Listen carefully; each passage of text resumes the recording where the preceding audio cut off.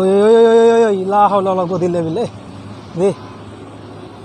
আমি যখন মাওয়া থেকে নারায়ণগঞ্জের রাস্তার দিকে রওনা দিচ্ছি তখন রাস্তা ছিল হালকা বৃষ্টি এবং রাস্তা ছিল পানি ভরা। আমার ডান পাশ দিয়ে একটি ট্রাক ওভারটেক করে উচ্চ গতিতে চলে যায়, যেটা আপনারা এই ভিডিওতে দেখতেছেন।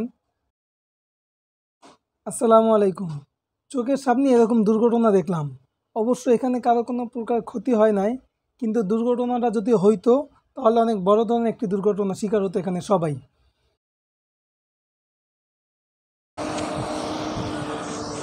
বাসগুলো যায় কীভাবে দেখছেন? ওই ওই ওই ওই ওই ওই লা হাওলা ওয়ালা কুওয়াতা ইল্লা বিল্লাহ রে।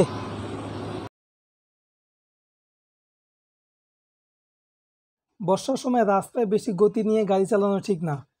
যদি চালান তাহলে অনেক ধরনের দুর্ঘটনার শিকারই হতে পারেন।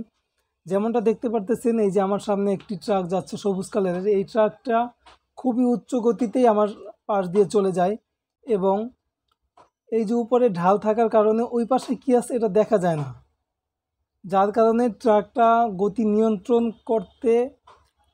নিয়ন্ত্রণ করার জন্যই তিনি ব্রেক করে এবং পিছনের এবং সামনের চাকাগুলো স্লিপ কাটে, যেগুলো একদম স্পষ্ট দেখতে পারতেছেন। এবং আমি পরবর্তীতে যখন এখানে যাই তখন দেখলাম একটা গাড়িতে গাছের কিছু গুঁড়ি লোড আনলোড হচ্ছে।